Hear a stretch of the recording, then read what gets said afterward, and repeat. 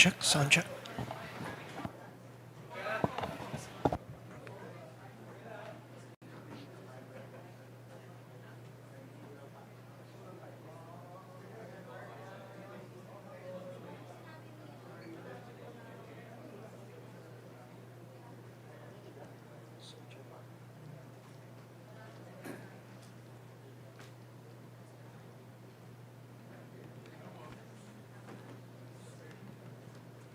Okay na.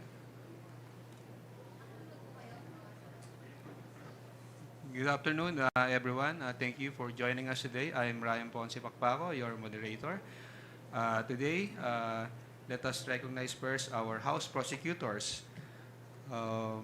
We have House prosecutors Jervil Luistro from Batangas, Romeo Acop from Antipolo, Marcelino Nonoy Libanan from For Peace Party List, our House Minority Leader, Rods Gutierrez from One Rider Party List, Joel Chua from Manila, Raul Jing Bungalon from Ako Bicol, Isabel Mariabel Zamora from San Juan City, and Jonathan Kit Flores from Bukidnon. So before we turn over our prosecutors to their questions, let us hear first their short opening remarks. Ma'am, anyone from the group? Magandang hapon po sa inyong lahat. Yung kahapon po at ngayon ay maraming mga nangyayari tungkol sa impeachment complaint na hinain po ng mababang kapulungan na pinirmahan ng 215 members of Congress. Bago po tayo magpatuloy, ay gusto natin ibigay ang ating microphone sa ating isa sa prosecutors, si Congresswoman Jinky Luistro. Congresswoman, you have the floor. Good afternoon. Maraming salamat po for waiting. Pasensya na po, I know that all of you waited for this moment when the prosecution panel will finally give their comment to what happened last night in the Senate. Well, first of all, we welcome the impeachment court's service of summons to the Vice President. Apparently, the jurisdiction over the person of the respondent has been acquired already. She has a period of 10 days to answer. That is non-extendable. And we hope that all issues which are being raised in the impeachment court will be tackled as well in the answer of the Vice President.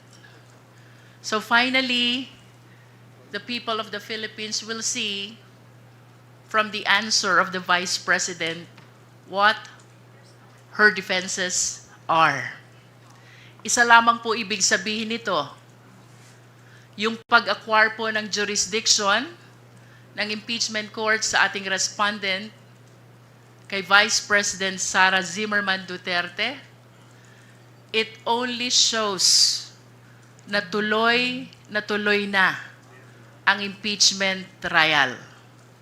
No one can stop this anymore because jurisdiction has been acquired already by the impeachment court over the person of the respondent.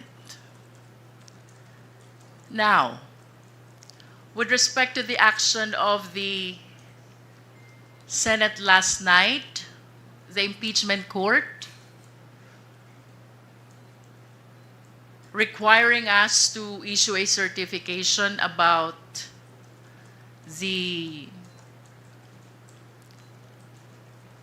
compliance with the Constitution with respect to the filing of the impeachment complaint, as well as the second order, and that is for the 20th Congress to confirm whether we will pursue this impeachment complaint. medyo ang prosecution panel po ay nalalabuan dito sa naging order ng impeachment court kagabi. So we resolve to seek the clarification of the impeachment court. With respect to the first order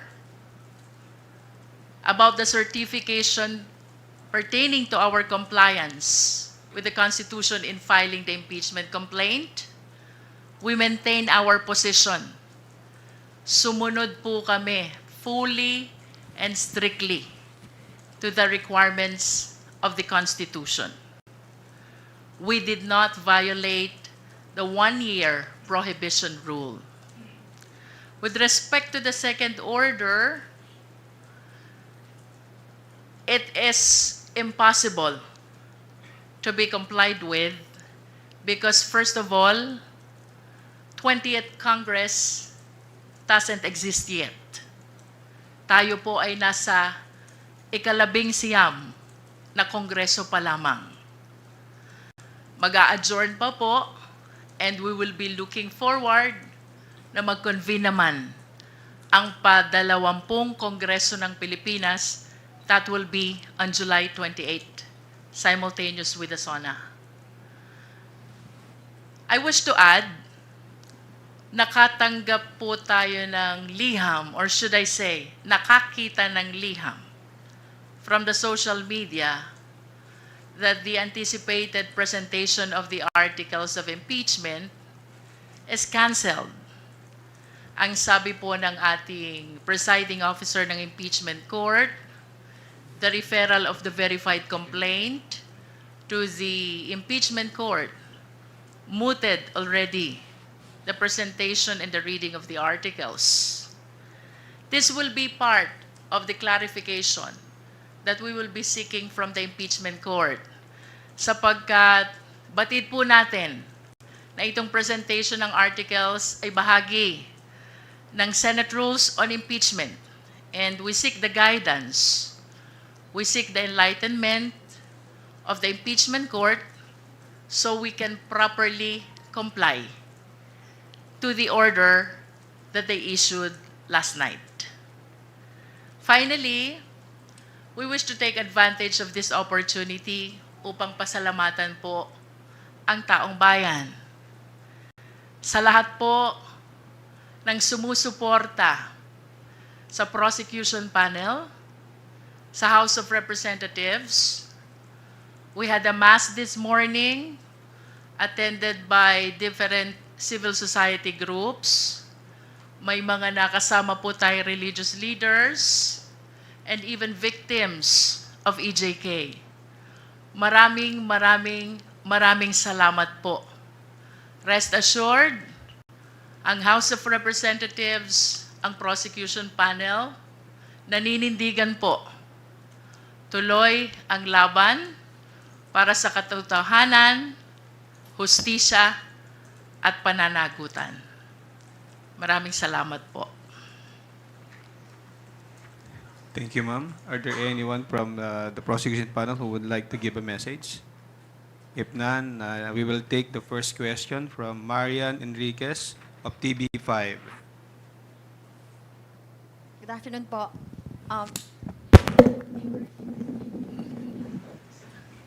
Excited din yung mic.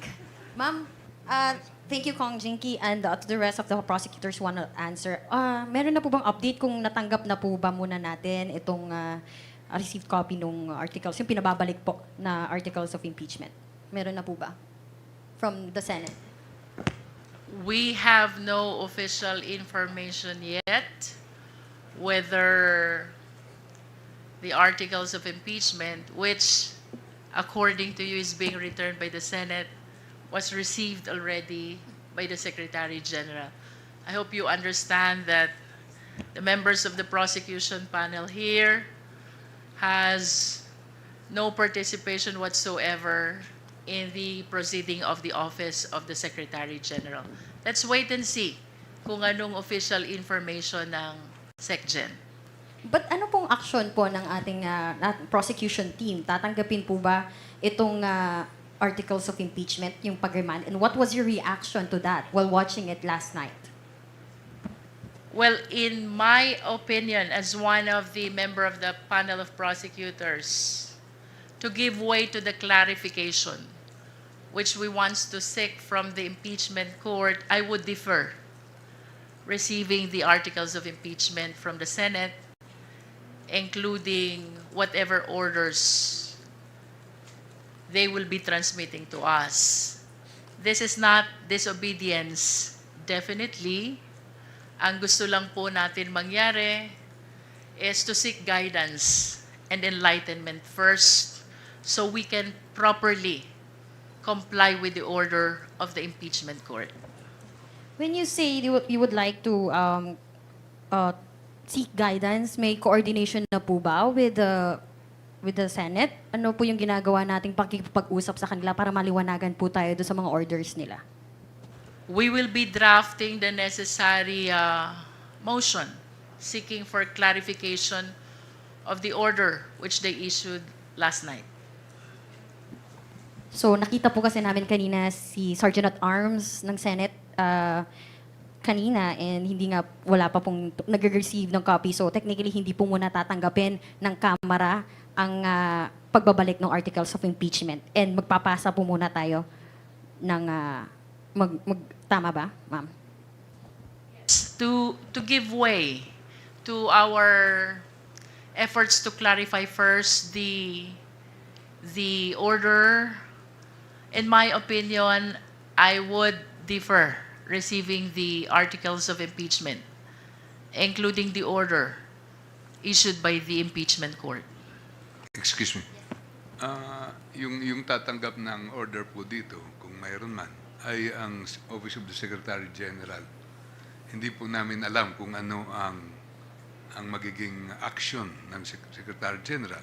Pero kung tanggapin niya, doon po kami magde-decide.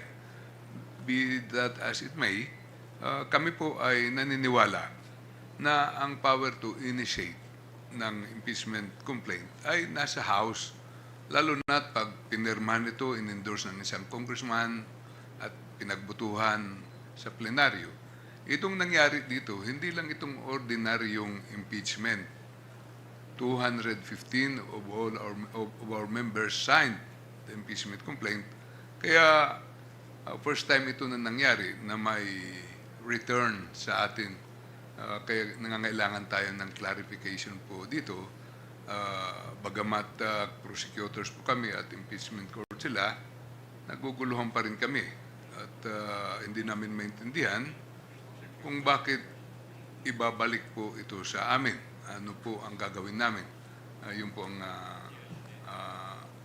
isang bagay na kailangan namin maliwanagan. Sorry. Second to my last question na lang po. Some legal experts po are saying na instead of following the Constitution, itong mga senators po natin, they're creating legal issues po. And will you challenge this po ba? Itong ginawa po ng Senado sa Supreme Court, itong pag-remand, is this abuse of discretion na po ba?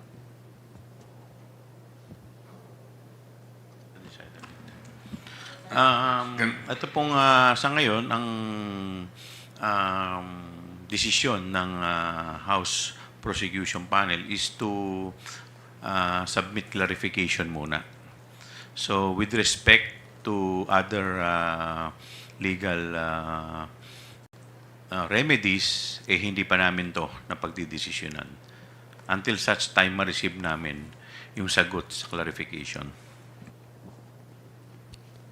Kong Chua, you also mentioned kanina nagtataka kayo dun sa ginawa nga desisyon ng Senado at sila pa yung nagmosyon o mismong mga hurado, and you quote, sinabi nyo po, sila na yung parang nag-aabogado mismo kay VP Sara Duterte. How optimistic are you po na there will still be a fair and impartial trial? Well, yun po ay personal opinion ko. Hindi ko po alam kung ano yung opinion ng aking mga kasama. And in fact, nung akin rin pong personal na opinion, ito pong ginawa na pagbalik sa amin ng articles of impeachment ay sa aking paniniwala ay unconstitutional. Dahil wala naman po ito wala naman po ito sa kanilang kapangyarihan at ito po ay inaasahan natin na kung meron man mga motion na gagawin, ang gagawa po nito ay yung sa defense. Kaya yun po ay aking personal na opinion.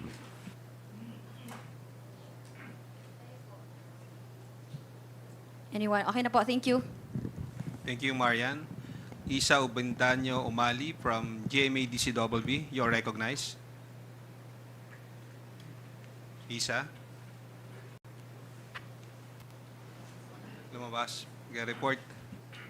Big Sumintak from Net25. Magandang hapon po.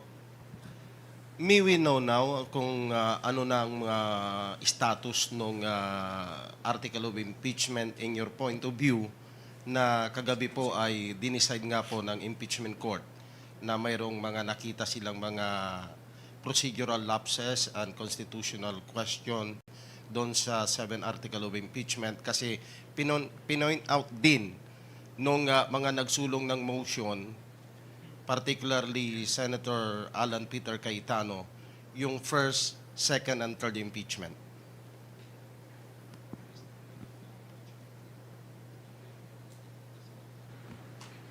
Sa tingin po namin, yung nangyari kagabi ay parang produkto ng compromise nila sa Senado. Paano silang matapos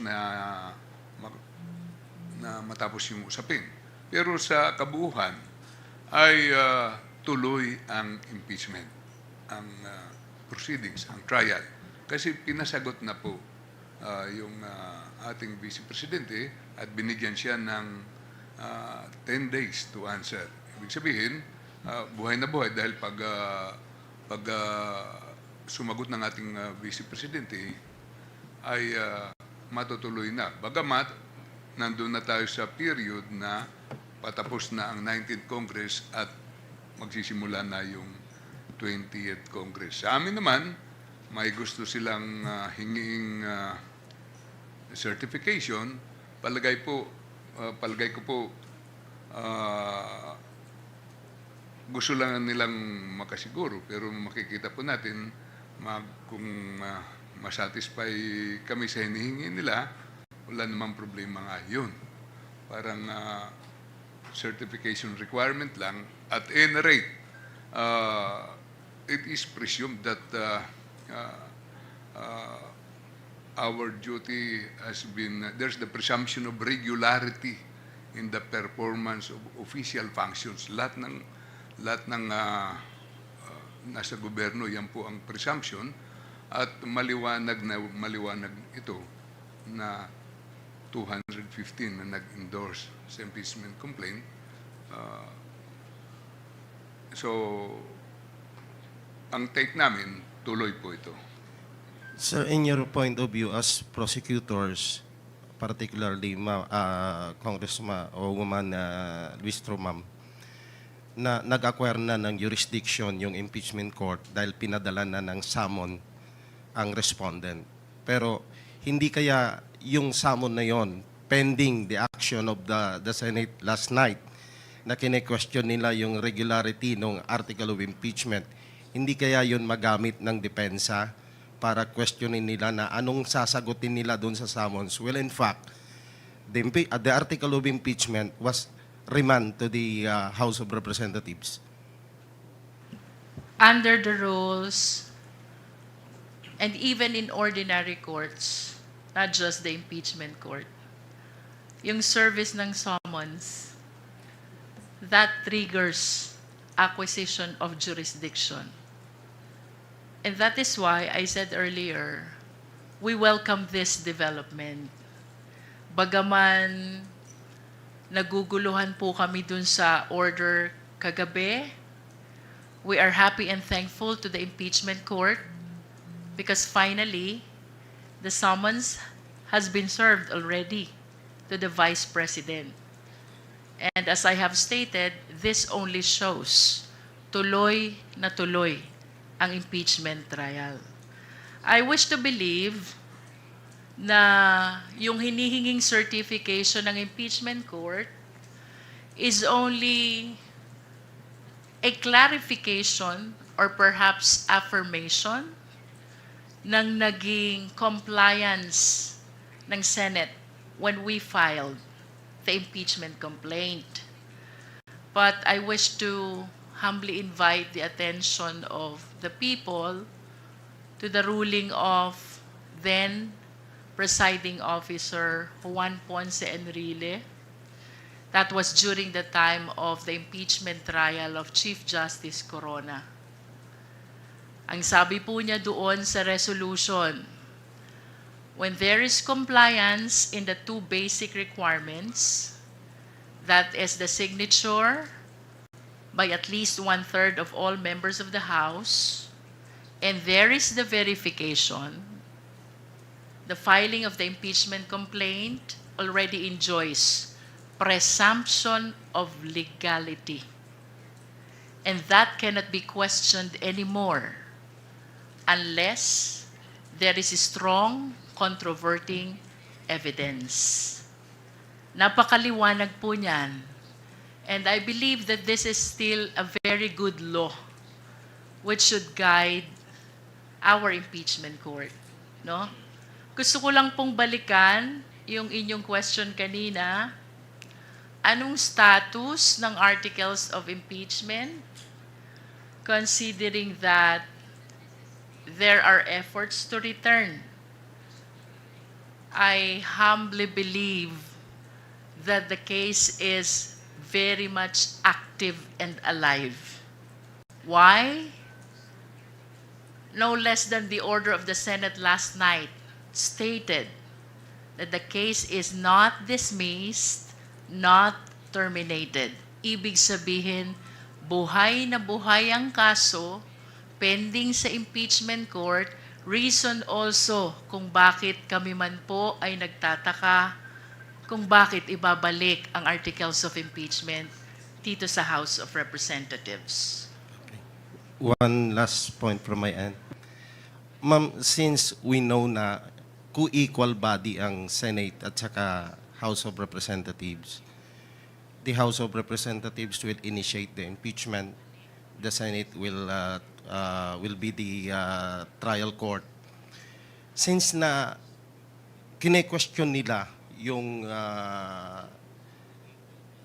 legality or the constitutionality of the impeachment complaint or article of impeachment, hindi ba ito isang insulto sa co-equal body? Yun, isa rin po yun sa aming pinagtataka dahil normally po, ang magtatanong po niyan o magko-question niyan, yung mga abogado ng respondent. Kaya nga po kami po naniniwala na ito po ay hindi sakop sa trabaho ng impeachment court dahil yung pagko-question po ng mga legality ay dapat po ay sinasagot o tinutugon po ng korte at hindi po ng impeachment court. Can I add to that? Bagamat kami po ay co-equal body, ang House at saka ang Senate, sa pagkakataon pong ito ay medyo naiba kasi impeachment court na sila at prosecutors po kami. Kaya parang nakikita natin, parang sa husgado, may mga orders ang korte. Ngayon, kailangan din kami mag-clarify dito. Pero sa dulo ay kailangan ang taong bayan mapakinggan po dito. Kaya kung kinakailangan makinig kami at gumawa ng mga hakbang para matuloy po ito ay gagawin po namin bilang public prosecutors. Thank you, Vic. Gab Lalu from Inquirer Online. Please proceed with your questions. Sir, natanong na po, sir and ma'am, natanong na po kasi yung tungkol sa yung pagiging quasi-judicial ng impeachment court na merong mga proseso na ina-adopt yung impeachment court na galing sa mga regular na courts. Pero pwede kaya maging dahilan po ng Senate na dahil hindi naman sila korte, pwedeng mag-motion yung mga members ng yung mga senator judges. Pwede kaya maging dahilan yun. Kasi technically po, sa korte, di ba, hindi naman po nagmo-motion ng judge. Tumatanggap lang po sila ng motion. Pero dahil quasi-judicial po, pwede po kayang mangyari yun.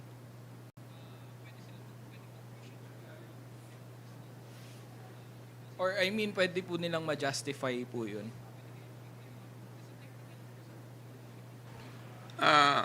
Medyo naintindihan ko po yung pinanggalingan ng pagtatanong ninyo kasi nung nag-oath pa lang sila, kailangan silang maging impartial, di ba? Doon sa oath pa lang ng mga senador na nagko-constitute sila na impeachment court. Pero nakikita naman po natin na pwede nilang gawin kasi ginawa nga na nga kagabi. Pero whatever it is, kami pa rin ay may respeto sa kanilang proseso at nagagalak din po kami na ipagpapatuloy po ito. Kaya nga binigyan na ng summons ang ating Vice President. Second question po, nung meron po kasing previous briefing na sinabi ni Representative Zamora na hindi ipo-pull out ng House yung articles of impeachment from the Senate. Dahil walang mechanism sa 1987 Constitution to do that. Is this sentiment shared by everyone? Or would it be the basis of the clarification? As far as the prosecution panel is concerned, no? Maliwanag naman po sa Constitution. The House of Representatives has the exclusive power to initiate all impeachment cases. Tapos na po ang trabaho ng House of Representatives in as far as initiating the impeachment complaint is concerned. Hindi po tama na ito'y aming amyendahan at lalong hindi tama na ito'y aming withdraw. As a matter of fact, the ball now is in the hands of the Senate, whose mandate by the Constitution is to try and to decide. And by deciding, dalawang bagay lang po yun.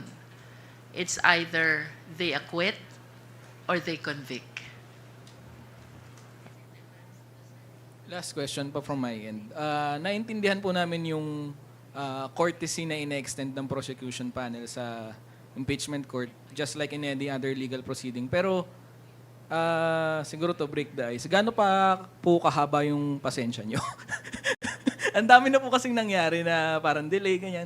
Dapat po nung February, ang tingin nyo, dapat doon na nag-start. Pero gaano pa po kahaba yung pasensya? Kaya pa po pa? Tanungin natin yung prosecutor na may pinakamahabang pasensya dito. Sino ba sa atin may pinakamahabang pasensya? Bel, would you like to answer?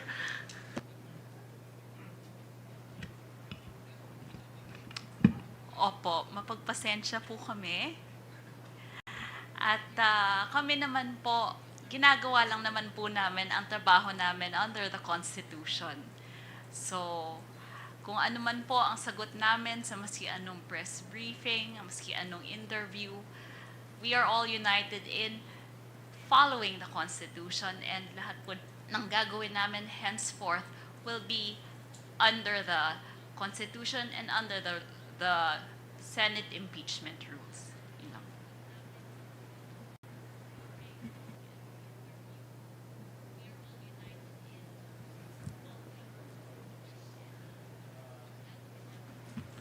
If I may give my own personal opinion about the matter, kasi iba po yung personalidad ng House, kami as members of the House, kami as members of the prosecution group. Kaiba po yun. As members of the House, co-equal kami. Pero as prosecutors, we obey yung mga orders ng mga judges. Di po ba?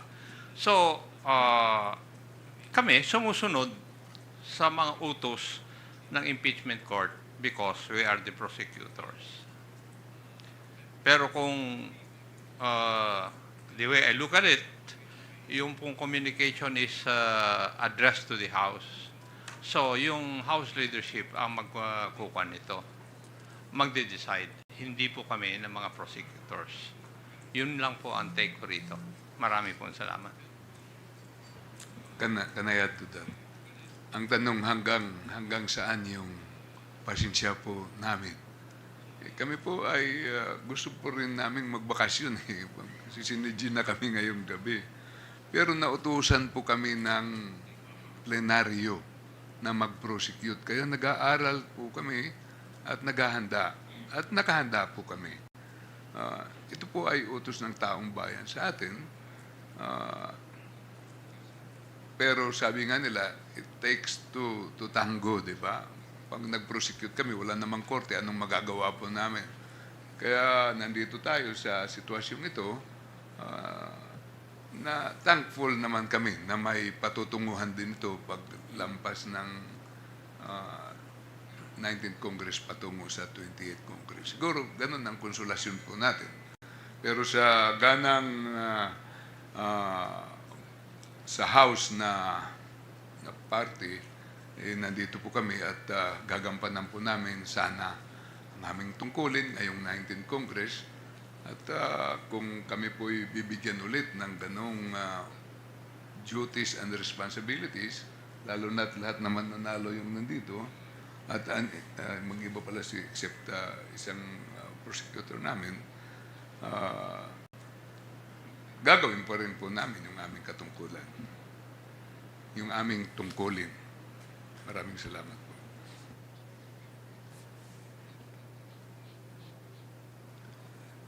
Thank you, Gab. Let us hear the next questions from Jonathan Andal of GMA 7. Ano pong guidance and directive ni Speaker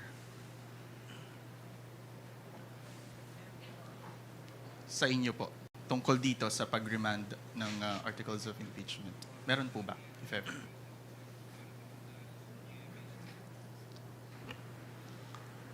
Wala po namang sinasabi sa amin si Speaker. Nandun ang ating Speaker yata, very busy ngayon sa pag-inspection ng San Juan Nico Bridge. At nandito na tayo, hindi na kailangan nito ng guidance ng Speaker. Tayo po ay binigyan na ng tungkulin ng plenaryo. Kaya, siyempre, nagmi-meeting na lang kami kung anong susunod na hakbang na gagawin namin. Sa ngayon po ay yung clarification kung ano man pag dumating sa atin yung kanilang communication. Ang boto po kagabi, 18-5-0. 17? It's 18. 18. Okay. Yun yung boto po kagabi. Sa tingin nyo, yun din ba yung, may mga nagsasabi na baka yun na rin yung posisyon ng mga senador at maging boto pag umusad yung trial. Naniniwala po ba kayo ron? It is very hard to preempt kung anong magiging decision ng mga senator judges until and unless we have concluded the presentation of our evidence. That is why we really have to follow the Constitution. And the mandate by the Constitution to the impeachment court to try and to decide. No?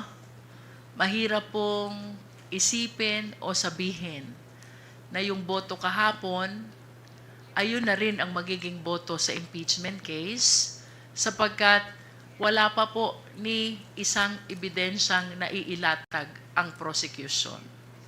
No?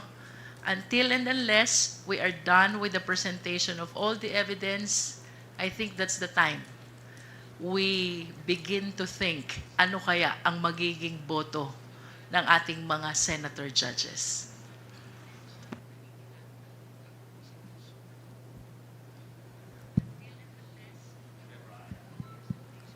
Are you done with your questions? Okay. Bibian Gulia from ABS-CBN. Go ahead.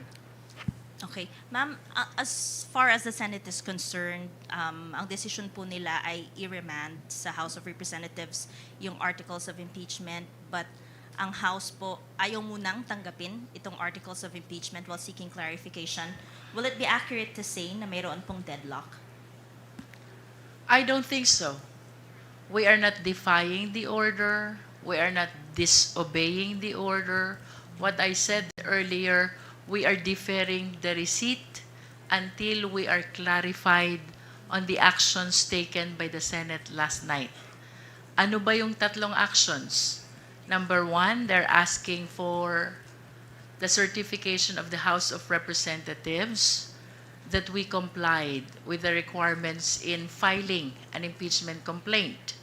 Itong requirements po na ito ay ang pagpirma ng at least 1/3 of all the members of the House and the verification, of course, at non-violation of the one-year bar rule. We are certain, and it is in the face of the impeachment complaint, that we are fully and strictly compliant with the requirements of the Constitution. Kanina nabanggit ko na rin po ang resolution ng then presiding officer Juan Ponce Enrile when there is compliance with the first two basic requirements. The filing of the impeachment complaint already enjoys the presumption of legality, that it cannot be questioned anymore unless there is strong evidence to the contrary, no? Pangalawa, they're asking for the confirmation of the 20th Congress, whether it will pursue the impeachment complaint against the Vice President. How can this order be complied when the 20th Congress does not yet exist? Wala pa pong 20th Congress. Nasa 19th Congress pa lang po tayo. So, who will comply? The second order. Number 3, bagaman ito po'y hindi part ng order nila, but I saw a letter in the social media, rendered moot ang presentation of articles because the verified complaint has been referred already to the impeachment court. Ito po'y gusto namin maklarify lahat sapagkat yung una, we are fully compliant with the Constitution. Yung pangalawa, wala pang 20th Congress. At yun pong pangatlo, the presentation of articles, that is part of their own rules. And we are ready to present the articles. Why suddenly biglang rendered moot when no less than the rules on impeachment of the Senate provides for the same? Again, we do not defy. We do not disobey. We are merely deferring receipt of the same to give way to the clarification of all these issues surrounding the actions taken by the Senate last night. That is in as far as I am concerned, as part of the prosecution panel, because as I have said earlier, hindi naman po bahagi ng trabaho ng prosecutors ang pagtanggap nung ibinabalik na articles of impeachment, including the receipt of whatever order issued by the Senate, especially if it is addressed to the House of Representatives. Let us wait and see as to the action that will be taken by the Office of the Secretary General. Pero may assurance po ba na susunod kung halimbawa ma-clarify na po or depende pa sa magiging response ng Senate? As soon as this is clarified and the clarification is in accordance with the Constitution, the Senate rules on impeachment and other existing laws, we will certainly abide. Dahil kagaya ng sinabi po ng aking mga kasama, ibang usapan to, impeachment court ito. Sila po ang judges at kami po ang prosecutors. We are morally bound to follow the orders of the impeachment court. Clarification lang din, ma'am, kasi last day na po ng session today. So wala po bang compliance na mangangailangan ng House plenary action? At this point, what we are considering is to prepare a motion seeking for clarification. Also, sa tingin niyo po ba yung ikalawang utos ng Senado ay parang admission na rin na pwedeng tumawid sa 20th Congress itong impeachment trial? That's the way I see it. And that's one of the several things that I wish to welcome. Yun pong kautosan nila na address sa 20th Congress, indeed, is an implied admission already that we can continue the impeachment trial until the 20th Congress. Final clarification. Yung withdrawal ng impeachment complaint or articles of impeachment by the House, it's off the table. Tama po ba yun? And are you considering to bring the matter to the Supreme Court? About the impeachment complaint being withdrawn, that is outside the power of the Congress already because we have concluded our function and power to initiate the impeachment complaint. Tapos na po yun. The ball is already in the hands of the Senate, whose duty is to try and decide. No? Walang amendment, walang withdrawal na manggagaling po sa House of Representatives. Hindi po yan pinapayagan ng Constitution. And then your next question? That is a matter that we have yet to discuss.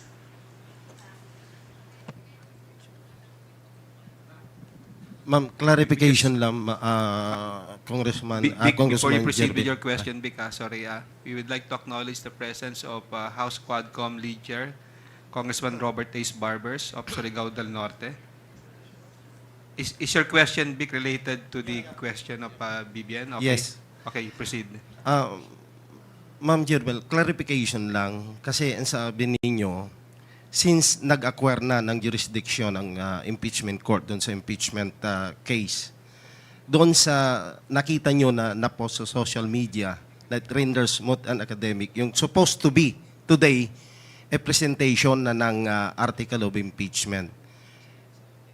Miwino, kumbaga clarification, tinututulan nyo yung cancellation ng presentation since the impeachment court acquired the jurisdiction on the matter. We are not opposing. We are seeking clarification. And perhaps if the impeachment court will issue an order that the presentation of the article is impliedly complied with, we may accede to that. We are just following the Senate rules on impeachment. And the presentation of the articles is one of the significant part of their own rules on impeachment. Thank you, ma'am. Thank you, Vic. From Philippine Daily Inquirer, Krisha Subing-Subing is now acknowledged. Hello po. Medyo related din po sa question ni Ate Vivian kanina. So, kailan at paano po magsisik ng clarification sa Senate if Congress adjourns Sunday today po? I mean, the past few months has shown us that the Senate refuses to convene into an impeachment court kapag walang session po. So, I guess, is it possible na yung 20th Congress Senate na po yung makapagbigay ng clarification sa House po on their motion kagabi? Can we address the question to the good-looking prosecutor, Rog Gutierrez?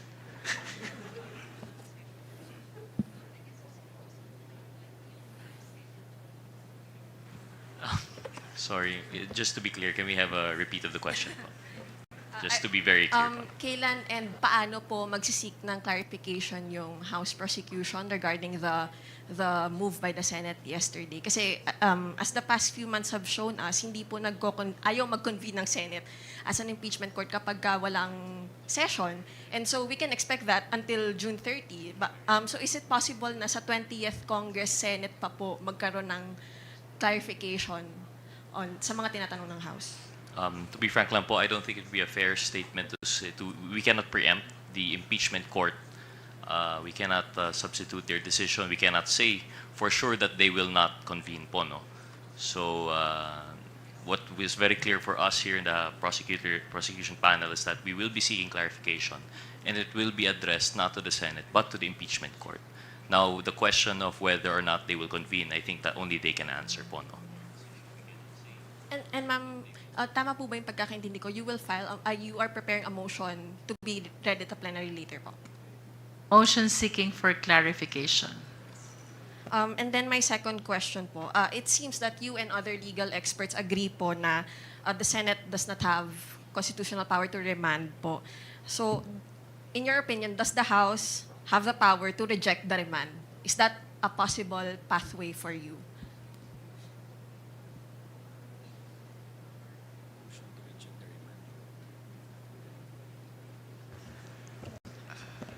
Rog, would you like to continue?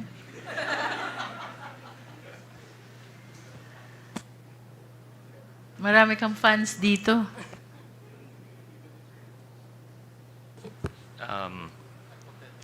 Of course, I don't know if we can speak for everyone po, no? But from our understanding and as per what we have discussed earlier, I think it's very clear. Originally, although they are co-equal as members of the House and as members, senators, very different po in dynamics when we are now talking of the impeachment court and the prosecution panel. All that we can say for sure is that we believe that we have followed the Constitution. We are confident in that the proper processes were obeyed. So if there is that remanding, whether or not that would be within their powers, that would be something not for us to decide. Now, when it comes to the rejection, it's, for lack of a better term, we would probably, like we mentioned, we would defer po, no? Just to be clear, so we are deferring for pending clarification. Now, once the response has been received, then again we will decide po, no, if it is clear enough that it is something that we can actually comply with po, no. I hope that would clarify it. Yun na po. Thanks, Kuya Ray. Thank you, Krisha. Mela Lismoras from PTV4.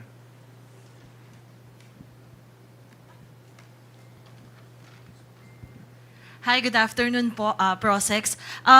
Sulitin ko na lang po yung pagkakataon since I think this is the first time na medyo marami po tayong humarap dito nga sa isang press conference. For the record, ano-ano po yung articles na assigned sa inyo? Pwede po bang sumagot one by one? And nasa na po yung preparation natin ngayon? Dahil, gaano kahalaga na marinig po ito ng ating mga kababayan? Kasi up until now, ang dami na nating naging process dito nga sa impeachment proceedings, pero may mga nagsasabi pa rin na it's all about politics, may mga ganong criticisms. Can you just share ano pong articles and ano na po yung update sa preparation nyo at gaano ito kahalaga na marinig ng taong bayan sa pamamagitan ng impeachment trial? Una po, gusto kong balikan kanina yung tanong, yung tungkol sa can we reject it? Di ba? Ngayon, na-return nila sa amin, na-reject. Baka magbula-bula po ito, wala nang patutunguhan. Yun po ang ayaw nating mangyari. Ang importante po dito, ang interest ng taong bayan, at saka yung duties and obligations natin. Kung kailangan may mag-bend siguro dito, kami ang prosecutors, sila ang judges, kailangan kung compliable, kung pwede namin gawin na hindi makukompromise yung aming strategy, ay siguro baka kailangan namin gawin. Pangalawa, yung tanong po ni Ma'am tungkol sa articles, sa preparation po namin. Ngayong araw nga po, nakahanda na po kaming mag-present, pero pinigilan lang po namin. Pero ayaw po namin muna magsalita para hindi naman namin ma-telegraph kung anong gagawin namin. Pero nandun, nakalabas na po yung articles of impeachment. Sir, ilang percentage na lang po? So, with that po, you're saying 100% na nga kayo sa anong prepare. Tama po ba?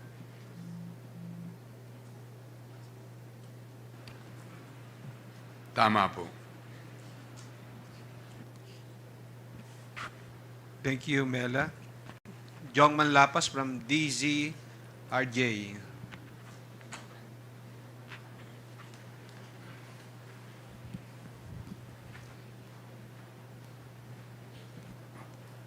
kay Congressman Chua. Sabi niyo po kanina na unconstitutional, sa saligang batas, wala sa saligang batas yung, o unconstitutional yung ginawa ng Senate.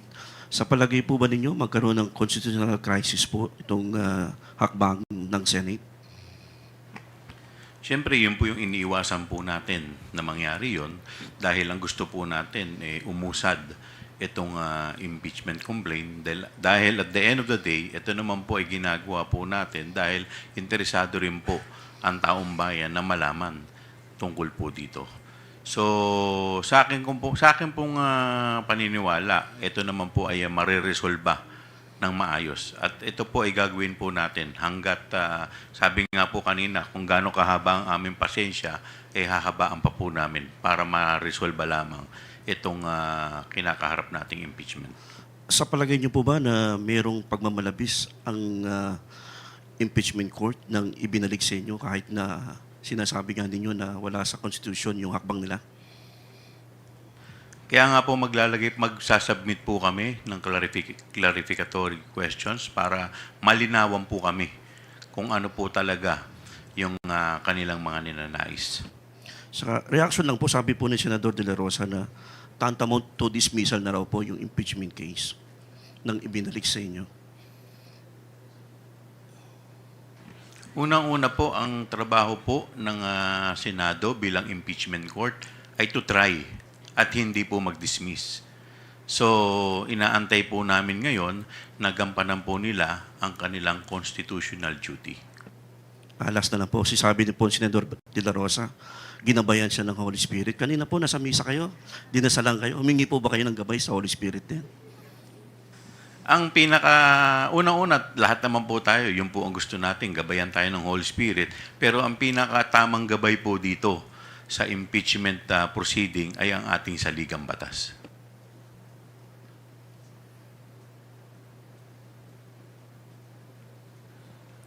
Okay, let us now recognize Earl Tobias from IBC 13. Good afternoon po. To our prosecutors, once and for all po, dapat ngayong araw nakatakdang magpresenta ang prosecution panel ng Articles of Impeachment sa Senado. Ano na pong mangyayari? Pupunta pa po ba ang prosecution panel ngayong gabi? O sabi po ninyo kayo na Prosec Libanan, kayo'y handa na sana pero napigilan. So ibig sabihin po ba hindi ito mangyayari ngayong last session ng Senado?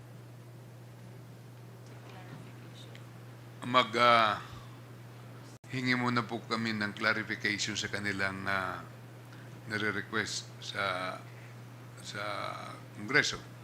Hindi na po kami muna matutuloy magpunta doon. Ano naman ang gagawin namin? Kasi ang dapat na gagawin namin on their invitation, in-invite tayo nung June 2, tapos ginawa nilang June 11. Nakahanda kami kasi silang nag-imbita. Ngayon, sinasabi nila hindi na matutuloy. So, hindi na kami pupunta roon. Kasi baka lalo lang magkagulo kung anong gagawin namin doon. At marami pa rin naman kaming ginagawa dito sa Kongreso. Ito po yung last day of session namin.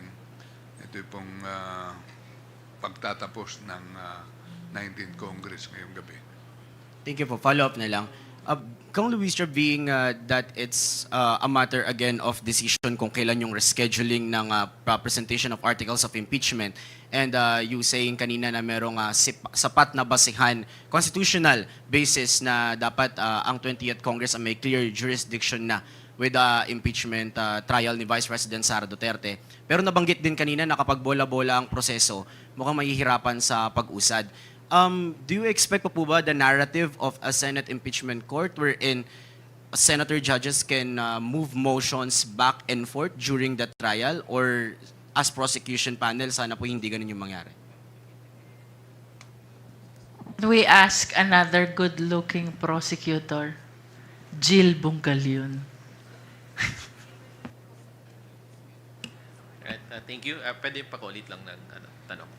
Basically, Prosec, kanina nabanggit po ni Prosec Libanan na kung bola-bola yung proseso na parang back and forth nga na kaninong korte ba yung desisyon. Do you expect po ba ay Senate impeachment court whereas ang naratibo ay may magmo-move na motion na senator judge between or sa kasagsagan mismo ng trial and merong mga proseso na atras, merong mga proseso na abante, or as prosec panel, sana po ba hindi ganun yung mangyari? Well, as a prosecutor, as a member of the prosecution panel, we expect that they will expedite within a reasonable frame yung conduct ng trial. And as much as possible, we want to avoid this kind of motion because it amounts to dilatory, no? Nadidelay lang po yung impeachment. So, we are guided under the Constitution that the Senate shall have the power to try and decide the case. So, malinaw naman dun. We should proceed with the trial, and I guess all the members of the prosecution panel are ready with the trial. Thank you, Earl. It's your turn now. Dwight De Leon from Rappler. Hello po, good afternoon. Yun pong sa request ng Senate, yung sa motion nila, dalawa nga po yun, and you've mentioned already that the second part of the motion cannot be complied with because the House is currently in the 19th Congress. So, do you think that the delay is deliberate, the Senate is deliberately delaying the impeachment trial? Let's ask one more good-looking prosecutor, Congressman Keith Flores. Intentionally delaying it, medyo mahirap yan na question but they could have, yeah, we cannot speak for them, no? But then again, di ba, paulit-ulit din nilang sinasabi, but Cheese has been saying that they cannot bind the 20th Congress Senate. Yet, in their orders, they're making us comment for the 20th Congress. So, back to them, di ba? Sila na may sabi nun, tapos sila din naglagay sa order nila. And it's very impossible to comply with such an order. So if it's impossible to comply with such an order, how can we move forward if it is a condition of moving forward? Kaya sinasabi namin na parang dapat it should be baliwala lang yung order na yun kasi it's impossible to do as of the time. So in the House prosecution panel's view, do you think the Senate is delaying the process, deliberately delaying the process? I cannot speak for everyone, no? But for me, yes. Sorry. Okay po. By asking the House po to issue a certification that the House did not violate the Constitution, was the Senate, do you think that the Senate was already putting a premium on the arguments presented by Sara Duterte's camp? Because yung mga arguments kahapon ni Nabato, seconded by Senator Bongo, it was in all of those were in the petition filed by Sara Duterte with the Supreme Court. Specifically, yun nga po yung violation of the one-year bar rule. Do you think that the Senate is already, or the impeachment court rather, is already putting a premium on those arguments even before hindi pa tayo dumidiretso sa full trial proper?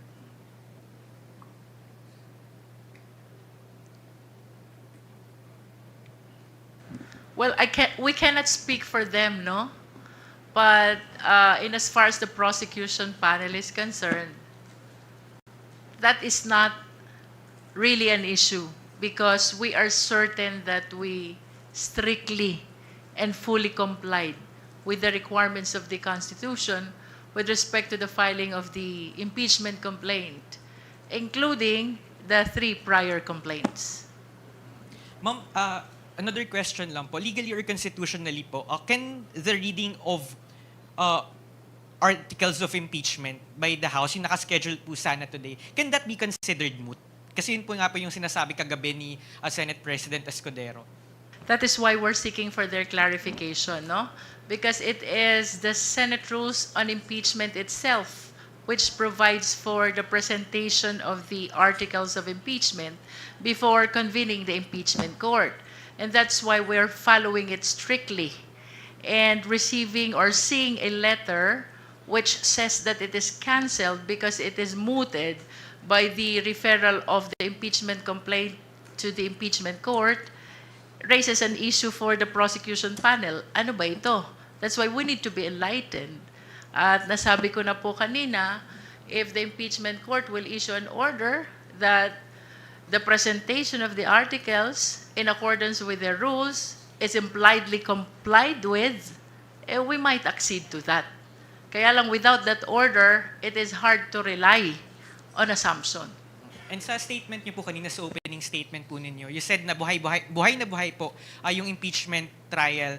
Why did the House Prosecution Panel choose to adopt that view considering na may ibang sa Senate Minority Bloc, mayroon silang sentimiento na yun ngang pag-remand ng kaso ng impeachment articles sa House of Representatives is tantamount to a dismissal or functional dismissal or tantamount to termination of the proceedings? Well, we wish to be clarified first before we make a stand on whether that order to return or remand is tantamount to the dismissal of the impeachment complaint. Unless we are clarified on that order, I believe that to speak on that issue will be premature. Thank you po, thank you po. Thank you po, prosecutors. Willie Delgado from DZMM. Magandang hapon ho.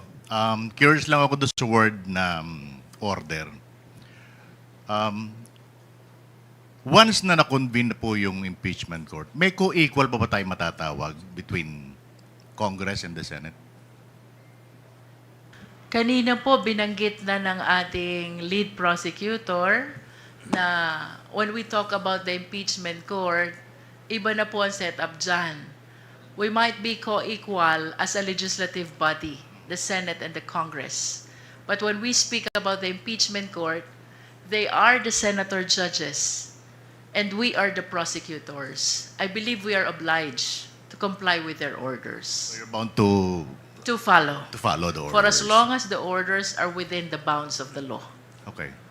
Meron pa po ba tayong magaganap na reading of articles in the future? That will be one of the matters which we seek to be clarified. Okay. One last point.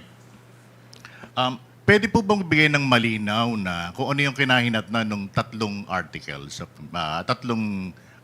impeachment complaint versus dun sa pang-apat? Kasi kung babalikan natin yung mga statement kagabi ni Senator Alan Cayetano, indirectly meron siyang tinutumbok na na parang nagkaroon ng error during the process. Specifically yung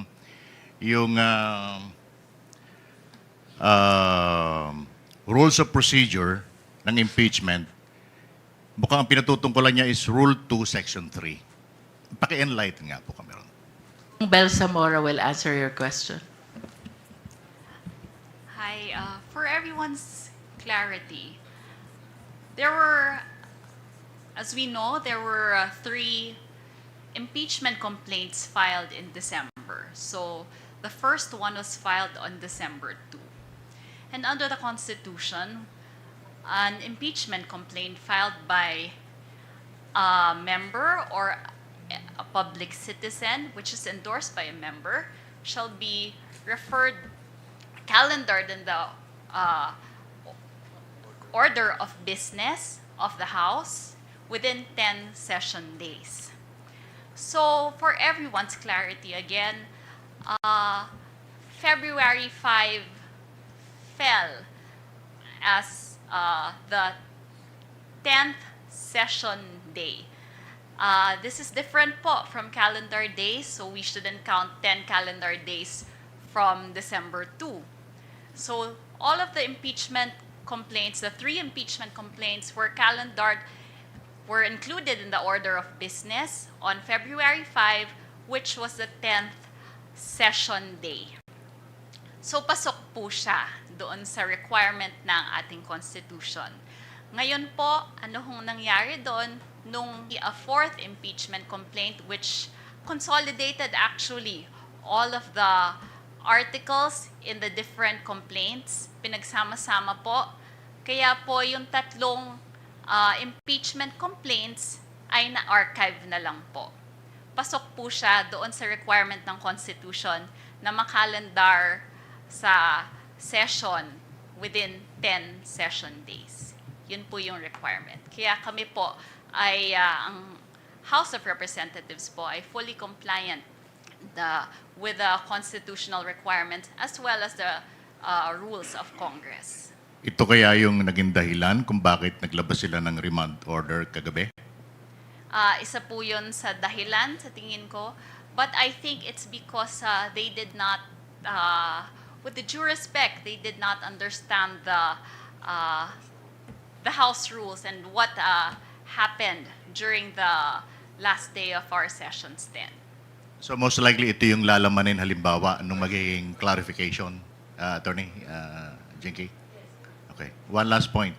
May nakikita ho ba kayong victory with the numbers ng mga senators na umayon para i-remand yung articles of impeachment?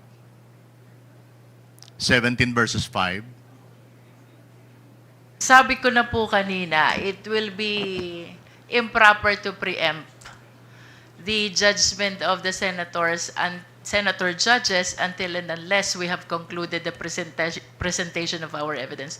We are confident. We have strong 7 articles of impeachment supported by ample and convincing evidence. Thank you po. Thank you. Pamela Vasquez from DCMM, sorry.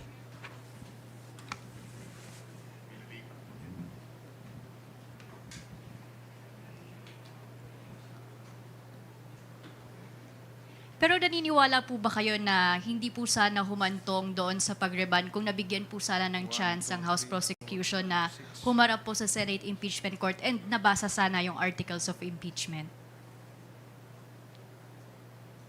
Well, it is hard to speculate on what really prompted the issuance of that order.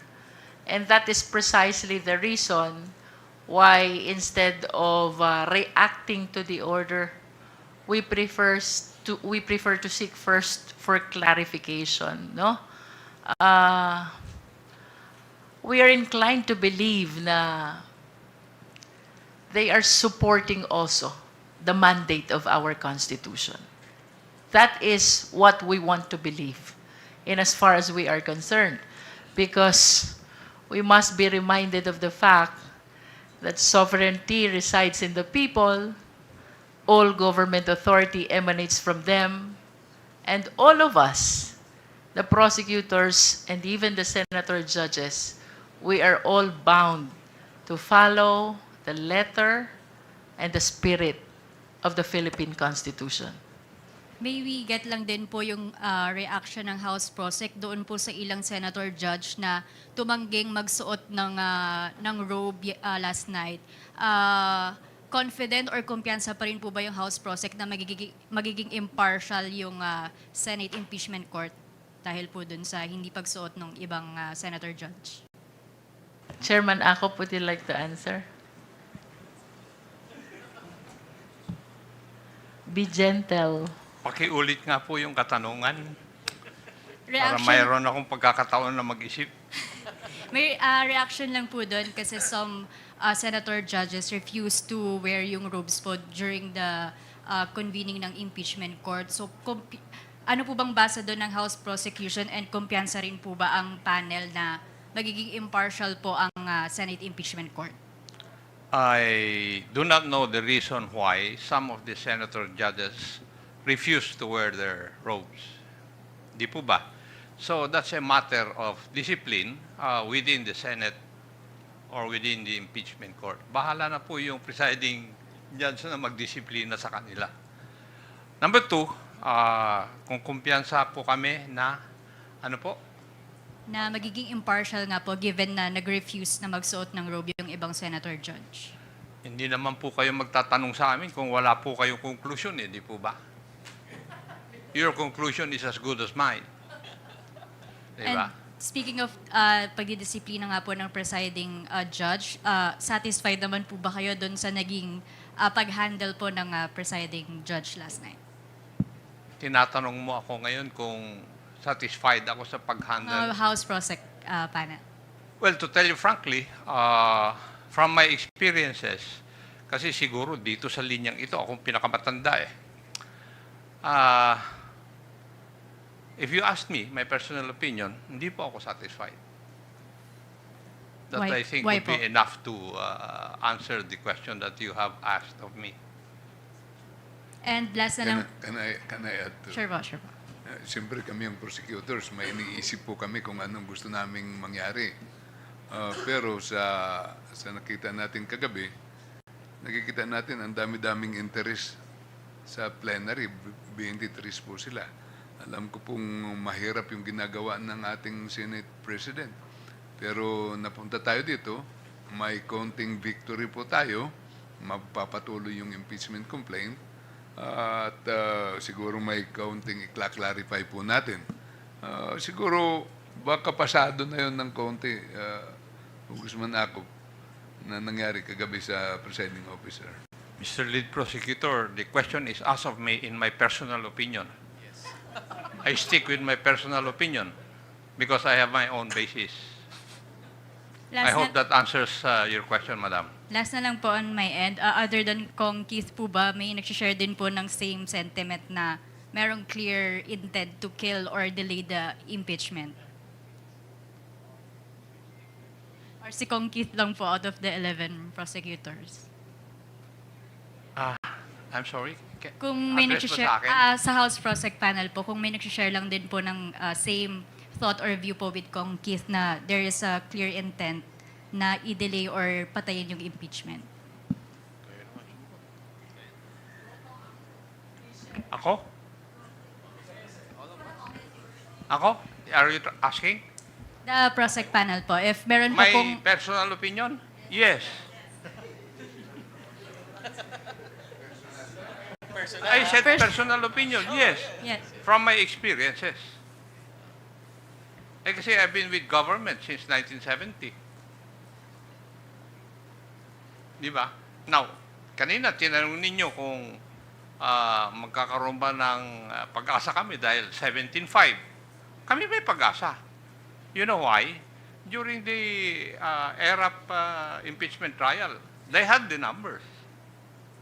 Pero bakit nagbaliktad? Kasi nakita na yung ebidensya as the gentle lady from Batangas said, wala pang naiprepresenta na ebidensya. Siguro pag nakita na ng mga tao at saka yung mga senator judges yung mga pieces of evidence, baka magbago po ang isip nila. So, yun po yung ibig sabihin ng sinabi ni Congressman Jinky.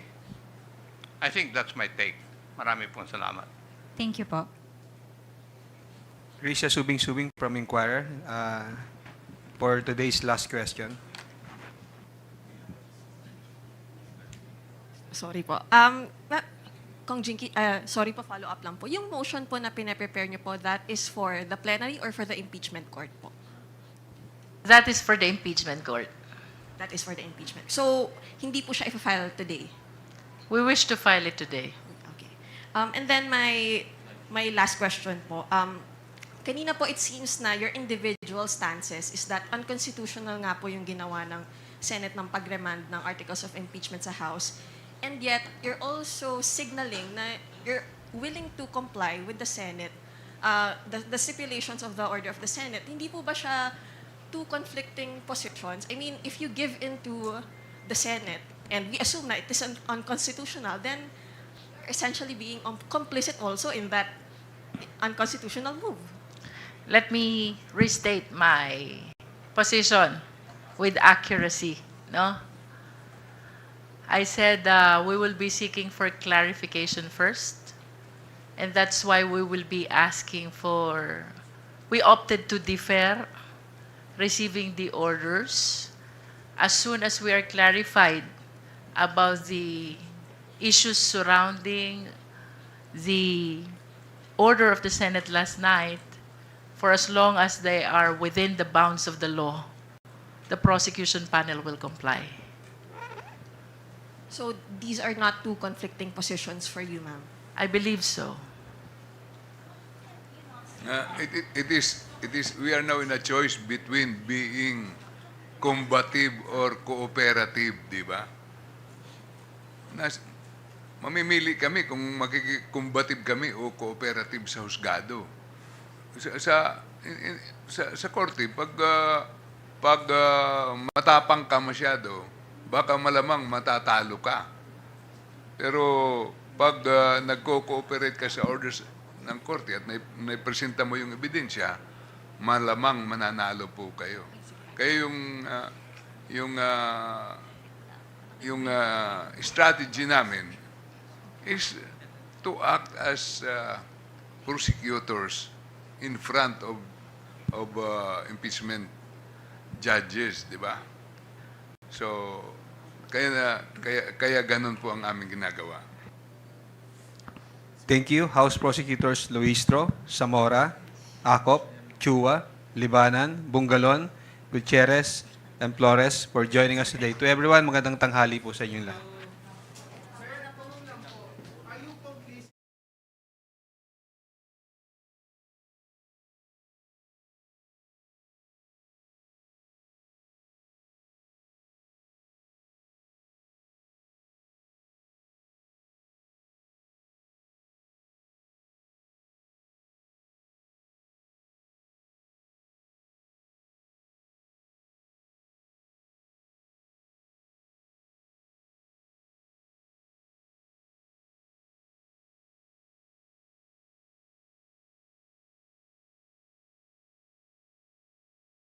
Thank you all, guys.